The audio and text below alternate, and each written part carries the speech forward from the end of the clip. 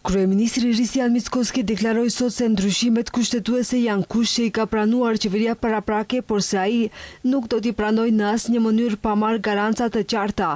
Ai tha se për këtë çështje ka diskutuar edhe në takimet me presidentin francez Emmanuel Macron dhe kancelarin gjerman Friedrich Merz dhe theksoi se që të dy kanë treguar mirëkuptim për pozicionet e Maqedonisë së Veriut. Kryeministri pret që në periudhën vijuese të ketë bisedime të intensifikuara për këtë temë.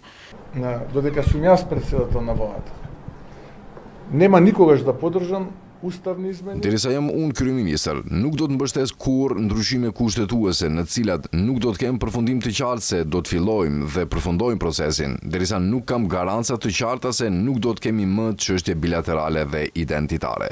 Unë mund të mbështes vetëm një lloj të tillë të ndryshimeve kushtetuese, gjithçka tjetër nuk do ta mbështes asnjëherë.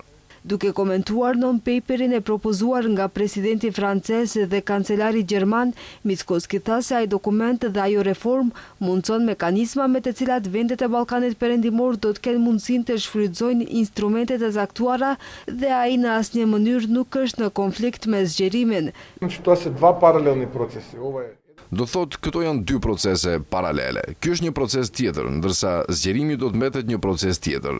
Takime më të shpeshta, të cilat nuk do të jenë në nivel të samiteve BE Ballkani Perëndimor 2 herë në vit, nga ajo që arritet të kuptoj, është se do të kemi takime të paktën 2 herë në muaj, që është mirë, sepse do të mundeni të bisedoni me njerëzit që vendosin dhe të krijoni politika dhe të ndërtoni ardhmërinë së bashku.